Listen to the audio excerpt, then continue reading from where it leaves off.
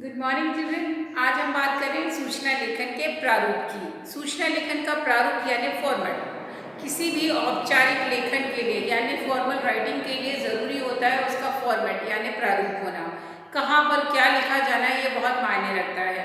जब हम अपने मित्रों से, संबंधियों से, रिश्तेदारों से बात करते हैं तब हम किसी भी प्रकार के फॉर्मेट की आवश्यकता नहीं होती। हम खुले मन से अपने विचारों को उन तक पहुँचा सकते हैं क्योंकि वो अनौपचारिक होते हैं। लेकिन जब भी कोई हम औपचारिक प्रकार के लेखन को सीखते हैं, चाहे वो पत्र लेखन ही क्यों ना हो, चाहे वो सूचना लेखन ही क्यों ना हो, फॉर्मेट का होना बहुत मायने रखता है। यानी प्रारूप का, किस जगह पर आपको दिनांक लिखनी है, कहाँ हस्ताक्षर लिखने हैं, कहाँ नाम लिखना है संस्था का, इंस्टीट्यूट का, ये सारी चीज़ें बहुत महत्वपूर्ण होती है।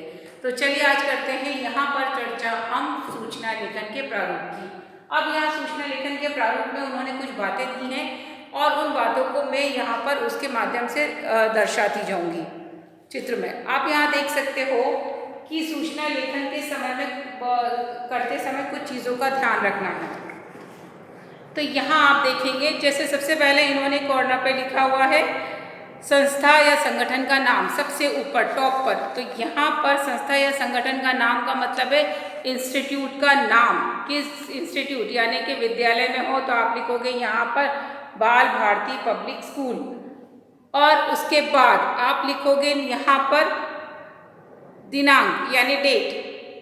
डेट के बाद यहाँ पर आएगी सूचना। सूचना के नीचे आप हेडिंग डालोगे कि वह सूचना के अंडरलाइन कर दोगे हेडिंग के रूप में। फिर यहाँ पर लिखोगे विषय, किस विषय में वो सूचना लिखी जा रही है, और साथ ही आप इसमें यहाँ पर बॉडी दी है यानी कि सूचना किस विषय में है उसका पूरा वर्णन यहाँ पर डिटेल में करोगे। और लास्ट में हस्ताक्षर, जिसने सूचना लिखी है उसके हस्ताक्षर और उसके पद का नाम।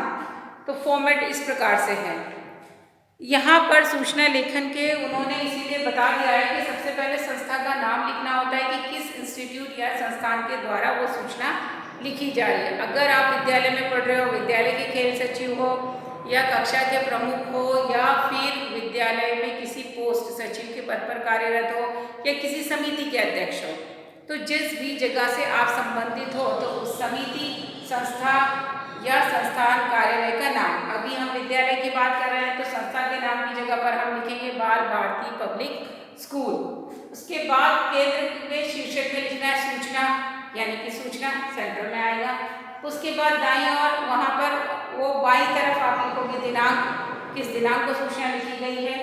फिर विषय, बीच में विषय रेखांकित करके लिखोगे कि किस विषय में, कि खेल महोत्सव के आयोजन के लिए या खेल उत्सव के आयोजन के लिए। ठीक, उसके बाद सूचना लेखन का भाग, फिर वहाँ पर नीचे पैराग्राफ में डिटेल में लिखोगे कि इस दिनांक को हमारे विद्यालय में ये प्रतियोगिता आयोजित की जा रही है, इतने समय होगा, ये लोग भाग ले सकते हैं, जो भी आपको कहना है। और अंत में जिसने सूचना लिखी है, आपने एज अ खेल सचिव सूचना लिखवाई है, तो पहले आप हस्ताक्षर करेंगे और वहाँ पर लिखोगे खेल सचिव, खेल सचिव हस्ताक्षर और उसके नीचे अपना नाम यानी पद यानी पोस्ट, खेल सचिव, नाम, आपका नाम और हस्ताक्षर, ये होना चाहिए। यहाँ पर सूचना का एक प्रारूप मेरे पास लिखा हुआ है आपके लिए। एक पार्ट में सूचना लेखन, एक खोई हुई वस्तु के विषय में सूचना लिखने को कहा गया था, तो यहाँ पर मैंने वो सूचना लिखवाई है। तो आप देख सकते हो सूचना में लिखा हुआ है सबसे ऊपर बाल भारती पब्लिक स्कूल यानी कि संस्था का नाम, जैसे कि इन्होंने कहा था संस्था का नाम सबसे ऊपर होना चाहिए, तो हमने यहाँ लिख दिया हमारे विद्यालय का नाम बाल भारती पब्लिक स्कूल। दूसरी बात में पूछा उन्होंने कहा शीर्षक में बीच में सूचना होनी चाहिए, हमने लिखा बीच में, केंद्र में, यहाँ पर सूचना लिख दिया बीच में। उसके बाद उन्होंने कहा कि बाईं और दिनांक होना चाहिए, हमने यहाँ लिखा दिनांक में 20, यहाँ पर लिखा 21 सितंबर 2020। फिर विषय को रेखांकित कर लिखा जाए, विषय को रेखांकित करके लिखो यानी कि ये लिखा हुआ है यहाँ पर, हमने क्या लिखा हुआ, खोई हुई वस्तु के विषय में। तो यहाँ पर मैंने सूचना बनाई किसके लिए है कि भाई वस्तु खो गई है उसके विषय में, तो खोई हुई वस्तु के विषय में। फिर यहाँ पर उन्होंने दिया सूचना लेखन का पूरा भाग होना चाहिए यानी पूरा डिस्क्रिप्शन।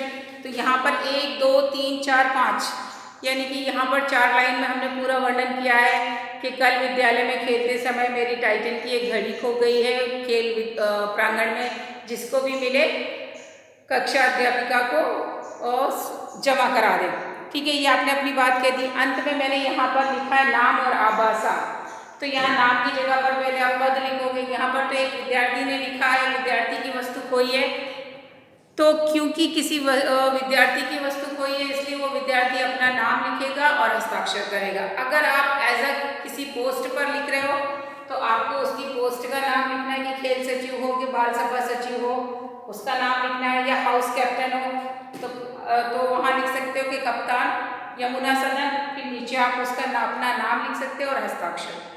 तो इस प्रकार सूचना लेखन का प्रारूप है, ये समझ में आ जाएगा। इसके बिंदुओं को लेखबद्ध कर लीजिए। सूचना के इस प्रारूप को अपनी कॉपी में लेखबद्ध कर लीजिए और इसी आधार पर विषय बदलते जाएंगे। सूचना का यहाँ जो आपने लिखा है वो विषय वस्तु बदलती जाएगी और यहाँ पर नाम और पद बदलते जाएंगे, लेकिन तरीका यही होगा। इंस्टीट्यूशन संस्थान का नाम, बीच में सूचना, फिर यहाँ पर डेट, बीच में किस विषय में लिखी गई है, रक्तदान शिविर के लिए, पुस्तक मेले के लिए, या किसी हिस्टोरिकल ऐतिहासिक स्थान के भ्रमण के लिए, जिस विषय में भी लिखी जाएगी वो यहाँ आएगा। यहाँ पे पूरी बॉडी लिखी जाएगी और अंत में आप लिखोगे कि वो किसने लिखी है, किस पोस्ट से, पद से लिखी है। तो इस प्रकार सूचना लेखन का ये था प्रारूप। इस प्रारूप को आप ध्यान में रखेंगे और अगले मॉड्यूल में हम आपको सूचना एक लिखकर बताएंगे। इसी उम्मीद के साथ कि आप अभ्यास कर रहे हो, इन सारे बिंदुओं को समझिए, क्योंकि इन्हीं के आधार पर हम सूचना लिखने में सक्षम हो पाएंगे। अपना ध्यान रखिए, पॉइंट स्टडी कीजिए और वेट कीजिए अगले मॉड्यूल का, जिसमें हम सूचना लिखने का अभ्यास करेंगे। तब तक के लिए टेक केयर, बाय।